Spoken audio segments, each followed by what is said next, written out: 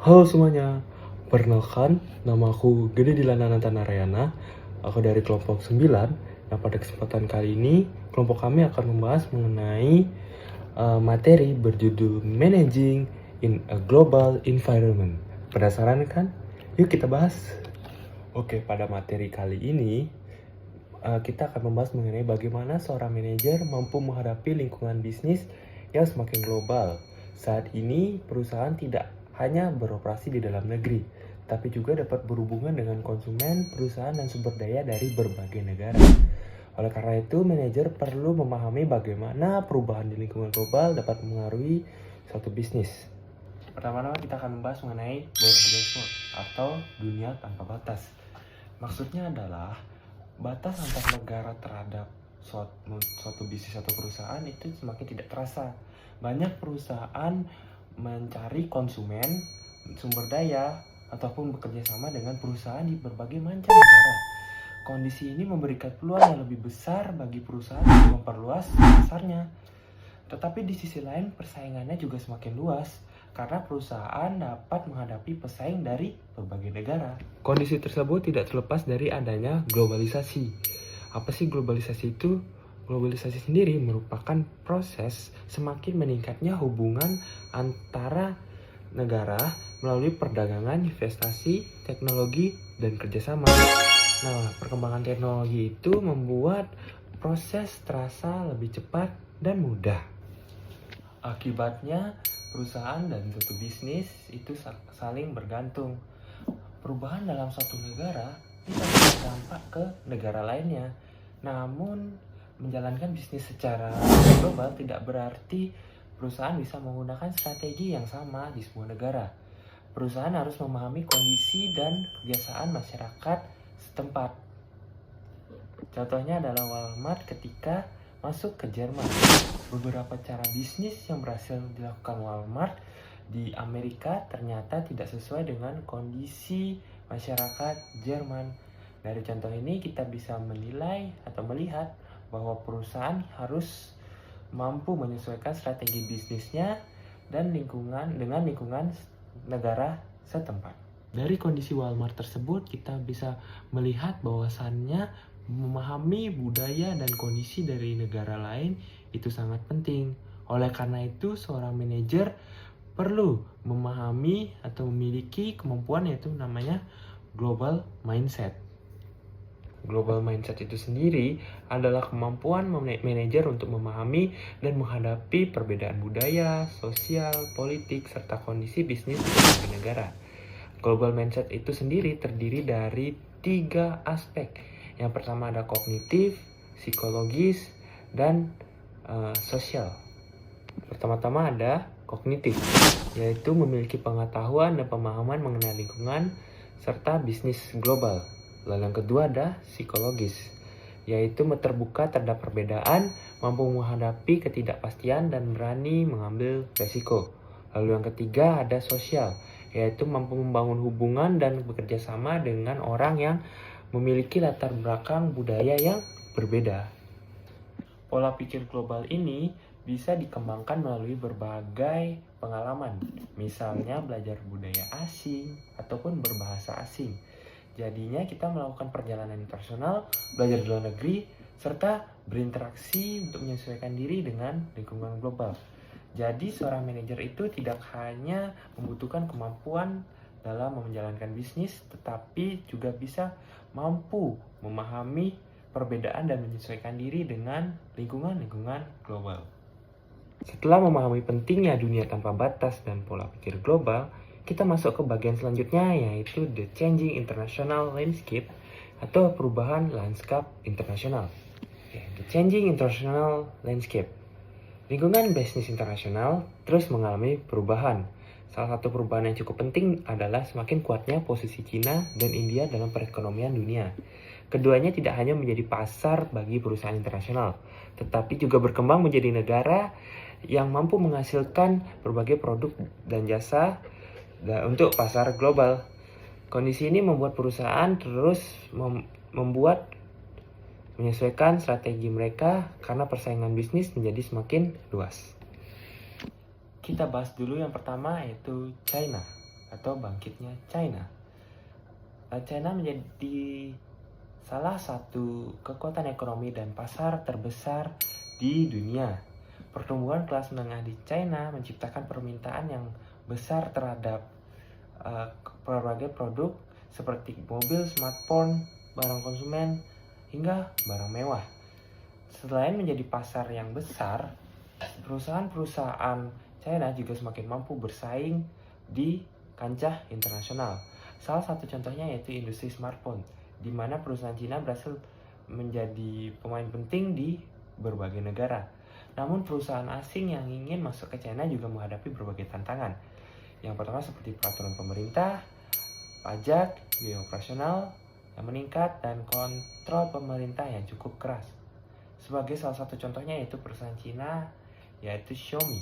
Xiaomi mampu menarik konsumen dengan menawarkan smartphone yang memiliki teknologi dan desain menarik, tetapi dengan harga yang relatif terjangkau.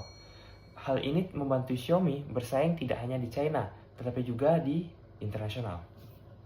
Jika China dikenal sebagai kekuatannya di bidang manufaktur dan produk, India memiliki kelebihan yang berbeda. India lebih cenderung fokus pada layanan jasa dan teknologi. India dikenal sebagai salah satu negara yang kuat dalam sektor jasa, teknologi, informasi, perangkat lunak, teknik, dan farmasi. Salah satu unggulan India adalah banyaknya tenaga kerja yang memiliki keterampilan di bidang teknologi dan ilmu pengetahuan. Selain itu, penggunaan bahasa Inggris yang cukup luas juga membuat India menarik bagi perusahaan internasional. India juga menjadi salah satu pusat outsourcing teknologi informasi, dan perusahaan-perusahaan multinasional membangun pusat penelitian dan pengembangan di negara tersebut untuk memanfaatkan tenaga kerja yang terampil. Contohnya adalah Amazon. Ketika menjalankan bisnis di India, Amazon menyesuaikan strateginya dengan kondisi lokal, salah satunya dengan bekerja sama dengan toko-toko kecil atau kiranas untuk membantu menjangkau konsumen dan melakukan pengiriman terutama di daerah yang sulit dijangkau. Baik, kali ini saya akan menjelaskan tentang multinational corporation. Apa itu multinational corporation? Multinational corporation adalah perusahaan yang beroperasi di lebih dari satu negara dan memperoleh pendapatan di luar negara asalnya. Perusahaan-perusahaan ini terlibat dalam berbagai aspek kehidupan sehari-hari serta memiliki pengaruh besar terhadap politik dan ekonomi. Contoh dari perusahaan multinational corporation adalah Unilever. Unilever adalah perusahaan multinasional asal Belanda yang bergerak di bidang produk konsumen. Perusahaan ini memiliki berbagai macam merek terkenal di Indonesia seperti Lux, Sunsilk, Pond's, Pepsodent, dan lain hal. Unilever juga memperkerjakan lebih dari 5.000 karyawan di Indonesia dan produknya dijual di seluruh pelosok negeri. Karakteristik multinational corporation, sebuah perusahaan multinasional MNC biasanya memperoleh lebih dari 25% dari total pendapatan penjualannya melalui kegiatan operasional di luar negara asal perusahaan induk. MNC juga memiliki karakteristik manajerial khas sebagai berikut. Yang pertama, ada MNC dikelola sebagai sistem bisnis global yang terintegrasi, di mana afiliasi luar negeri menjalin aliansi dan kerjasama yang erat satu sama lain. Modal teknologi dan sumber daya manusia dialihkan di antara afiliasi di berbagai negara. Yang kedua adalah MNC dikendalikan oleh satu otoritas manajemen yang mengambil keputusan strategis utama terkait perusahaan induk dan seluruh afiliasinya. Meskipun terdapat kantor pusat yang bersifat binasional seperti Royal Dutch atau Shell Group, sentralisasi manajemen tetap diperlukan untuk menjaga integrasi global dan memaksimalkan keuntungan bagi perusahaan secara keseluruhan. Yang ketiga ada para manajer puncak MNC diharapkan memiliki perspektif secara global.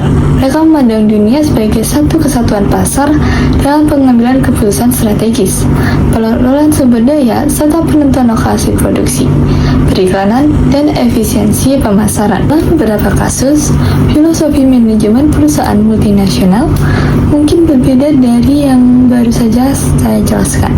Dan sebagai contoh, beberapa peneliti membedakan membedakan antara perusahaan etnosentris yang menitik beratkan pada negara asal mereka. Kedua, ada perusahaan polisentris yang berorientasi pada pasar masing-masing negara tuan rumah tempat mereka beroperasi. Dan perusahaan geosentris yang benar-benar berorientasi global dan tidak memihak negara tertentu. Jumlah perusahaan yang benar-benar global dan melampaui batas-batas negara terus meningkat. Perusahaan-perusahaan ini tidak lagi memandang diri mereka sebagai perusahaan yang Amerika, Tiongkok, atau Jerman. Mereka beroperasi secara global dan melayani global. Contohnya itu adalah Nestle SA. Perusahaan ini memperoleh sebagian besar penjualannya dari luar negara asalnya, yaitu Swiss. Lebih dari separuh manajernya bukan warga negara Swiss, dan 308.000 karyawannya tersebar di seluruh dunia. Perusahaan memiliki ratusan merek serta fasilitas produksi atau kegiatan operasional lainnya di hampir setiap negara di dunia. Baik, yang selanjutnya ada serving the bottom of the pyramids. Organisasi multinasional besar itu sering dituduh memberikan banyak dampak negatif bagi masyarakat. Namun mereka juga memiliki sumber daya yang diperlakukan untuk melakukan hal-hal baik di dunia. Sehingga mereka melakukan pendekatan yang menggabungkan bisnis dengan tanggung jawab sosial yang dikenal sebagai melayani segmen dasar piramida. Konsep dasar piramida atau BOP itu mengusulkan bahwa perusahaan dapat mengurangi kemiskinan dan mengatasi masalah sosial lainnya, sekaligus meraih keuntungan signifikan dengan menjual produk dan layanan mereka kepada penduduk termiskin di dunia. Istilah dasar piramida ini merujuk pada lebih dari 4 miliar orang yang menempati tingkat terbawah dari piramida. Ekonomi dunia sebagaimana ditentukan oleh pendapatan per kapita. Penduduk kelompok ini berpenghasilan kurang dari US dollar 1.800 per tahun atau setara dengan 26 juta per tahunnya. Dengan sekitar seperempat di antaranya berpenghasilan kurang dari $1 per hari. Secara tradisional, kelompok ini itu tidak dilayani oleh sebagian besar perusahaan karena produk-produk dan layanan perusahaan-perusahaan, sehingga perusahaan akhirnya membantu rakyat-rakyat yang membutuhkan untuk bisa mendapatkan produk-produk mereka. Yang selanjutnya saya akan menjelaskan tentang Getting Started International. Jadi bagaimana cara perusahaan itu bisa masuki dunia internasional. Nah, organisasi itu dapat menempuh beberapa opsi untuk terlibat dalam pasar internasional. Salah satunya adalah mencari sumber daya yang lebih murah seperti bahan baku atau tenaga kerja di luar negeri, dan praktik ini itu disebut sebagai offshoring atau global outsourcing.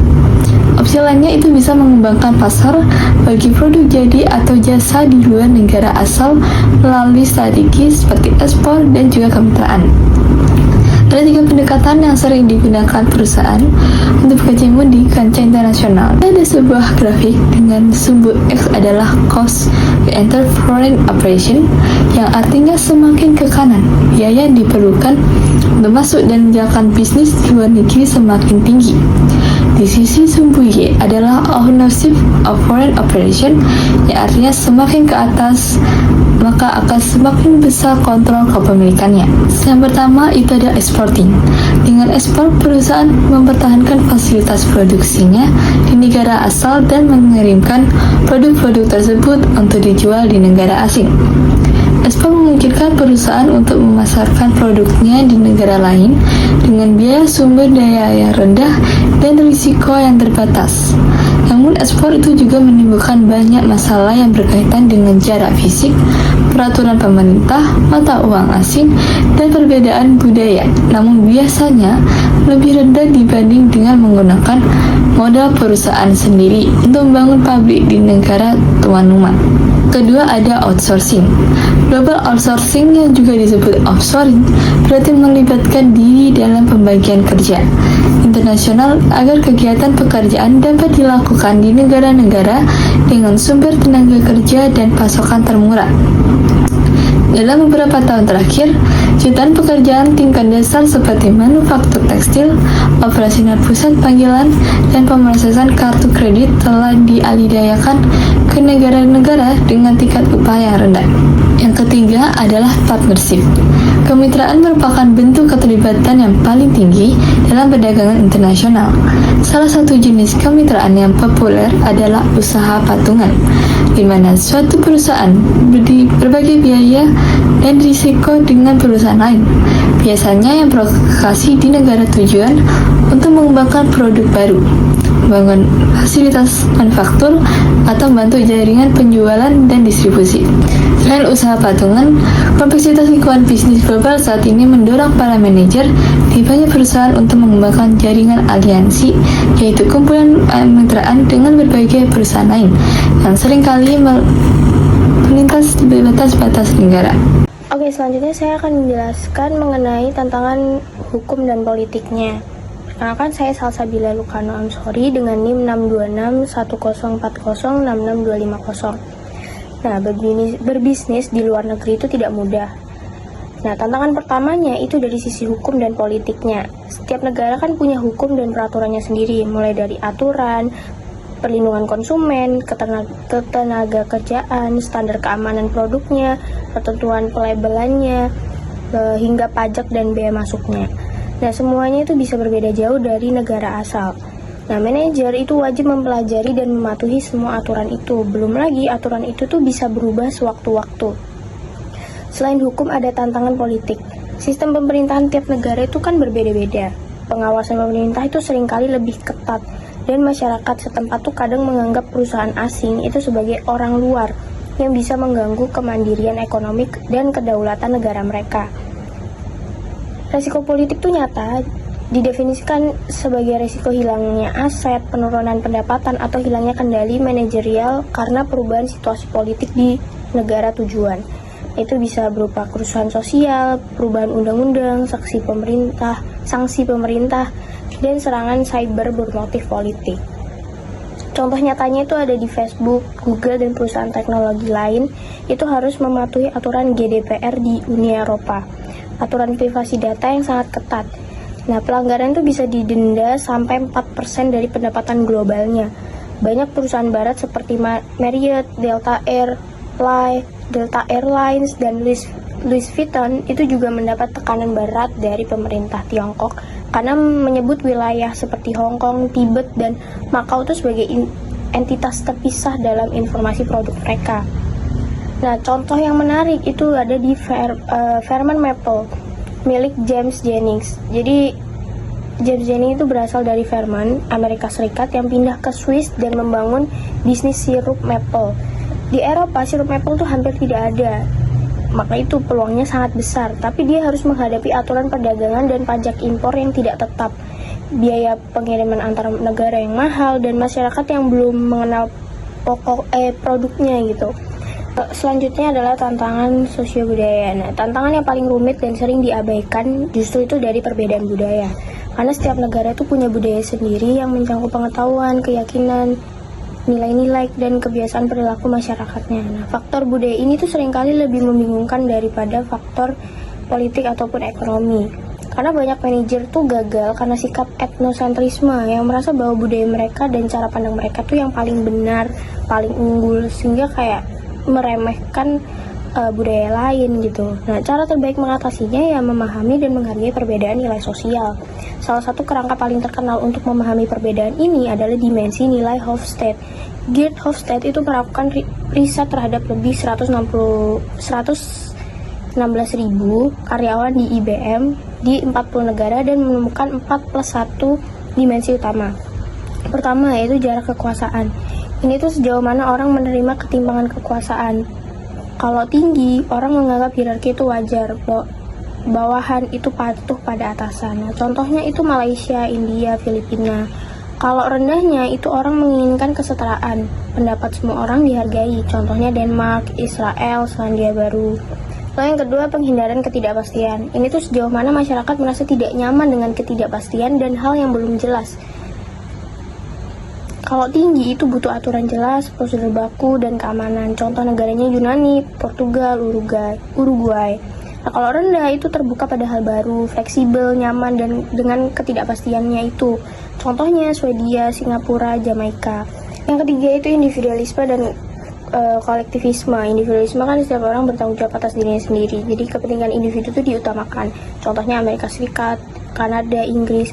Lalu kolektivisme, orang hidup dalam kelompok yang saling melindungi, kesetiaan dan kerjasama itu sangat penting. Nah, kepentingan kelompok itu diutamakan. Contohnya Tiongkok, Meksiko, Brasil, dan juga Indonesia. Lalu yang keempat ada maskulinitas dan feminitas. Maskulinitas itu menghargai prestasi, kemenangan, ketegasan, kesuksesan materi, dan kerja keras. Contohnya Jepang, Jerman, Italia, Meksiko. Lalu kalau feminitas itu menghargai hubungan baik, kerjasama, kesejahteraan bersama, dan kualitas hidup. Contohnya Swedia, Costa Rica, Norwegia, Prancis. Ini bukan soal jenis kelamin ya, tapi soal nilai yang dianut masyarakatnya. Lalu yang kelima orientasi jangka panjang dan jangka pendek. Nah, orientasi jangka panjang itu menghargai keteguhan, penghematan, dan perencanaan masa depan. Contohnya Tiongkok dan negara-negara yang ada di Asia. Biasanya, orientasi jangka pendek itu lebih menekankan tradisi, hasil cepat, dan kewajiban sosial saat ini. Selain Hofstede, ada penelitian lebih luas dan baru yaitu Globe Project yang mengumpulkan data dari 18.000 manajer di 62 negara. Mereka itu menambahkan dimensi seperti ketegasan dan berinteraksi, orientasi masa depan, kesetaraan peran gender, orientasi terhadap kinerja, dan orientasi kemanusiaan. Semua ini tuh membantu kita memahami mengapa orang di negara lain itu berpikir dan bertindak. Nah, perbedaan budaya paling terasa saat kita berkomunikasi. Bahkan teman dekat kita itu bisa salah paham, apalagi orang dari negara dan latar belakang dengan budaya yang berbeda. Nah, pertama budaya konteks tinggi. Orang itu lebih mengandalkan situasi, status, hubungan, bahasa tubuh, dan isyarat, bukan cuma kata-kata. Apa yang tidak diucapkan bisa sama penting dengan apa yang diucapkan. Mengatakan iya itu belum tentu berarti setuju. Hubungan dan kepercayaan itu harus dibangun dulu sebelum berbisnis. Contohnya negara Tiongkok, Korea, Jepang, Vietnam, negara Arab, Yunani, terus Italia. Nah, kedua itu budaya konteks rendah. Nah, orang berkomunikasi secara langsung, jelas, dan apa adanya. Kata-kata itu tuh sudah cukup lengkap dan jelas. Tujuan utama berkomunikasi ya untuk bertukar informasi, fakta, dan keputusan. Nah, contohnya itu seperti Amerika, Kanada, Inggris, Jerman, Swiss. Contoh nyata salah pahamnya itu saat Lenovo dari Tiongkok mengakuisisi divisi komputer IBM dari Amerika Serikat. Nah, itu muncul kesalahpahaman khas. Manajer Tiongkok tuh diam dan mendengarkan. Itu kan tanda hormat dan penghormatan. Tapi manajer Amerika itu menganggap diam itu tanda tidak setuju atau tidak peduli. Padahal cuma berbeda komunikasi doang. Lalu bagaimana sih cara mengatasinya? Nah, kita butuh kecerdasan budaya atau cultural intelligence. Itu kemampuan untuk memahami, menafsirkan, dan beradaptasi dengan perilaku budaya orang lain. Nah, itu tuh punya 3 komponen, yaitu kognitif, fisik, motivasi, atau emosional. Nah, terakhir itu negara-negara itu juga sadar bahwa bekerja sama itu lebih menguntungkan. Maka lahirlah berbagai aliansi dan perjanjian perdagangan internasional.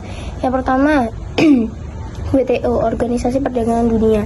Sebelum ada GATT yang berdiri sejak 1947, sebagai perjanjian untuk menurunkan tarif dan hambatan perdagangan, lalu pada 1995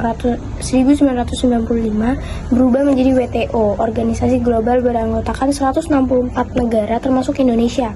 Nah, WTO ini mengawasi aturan perdagangan dunia, memantau pelaksanaannya, dan punya wewenang untuk menyelesaikan sengketa dagang antar negara anggota. Kedua, Uni Eropa atau EU.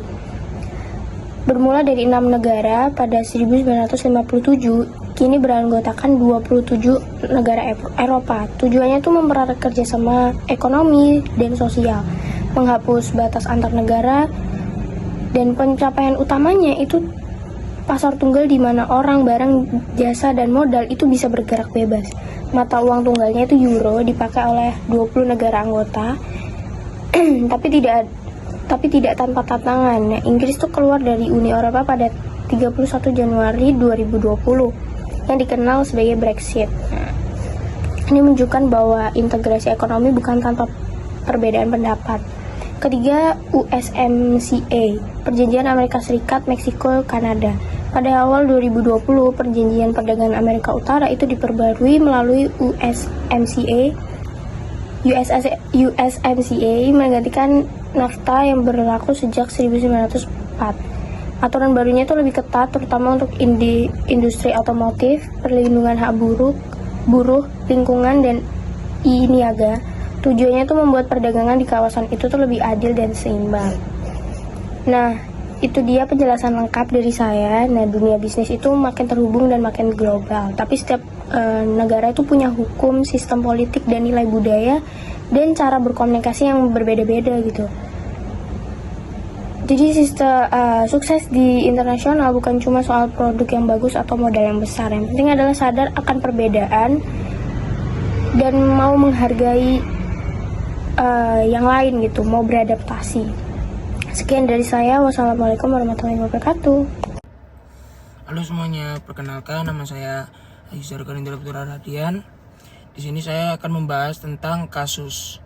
Yang di chapter 3 ada We Want More Guitars. Masalahnya itu adalah produksi gitar di perusahaan dianggap terlalu lambat. Adam ingin meningkatkan produktivitas dan efisiensi agar jumlah gitar yang diproduksi bertambah. Salvador menolak mempercepat produksi karena lebih mengutamakan kualitas dan keterampilan. Peluangnya, popularitas musik Latin meningkat permintaan gitar. Konfliknya yaitu produktivitas versus kualitas. Inti dari kasus ini yaitu perusahaan harus meningkatkan produksi tanpa mengorbankan kualitas produk. Kesimpulannya dari materi ini, manajemen perlu mencari keseimbangan antara efisiensi, jumlah produksi, dan kualitas. Sekian, terima kasih.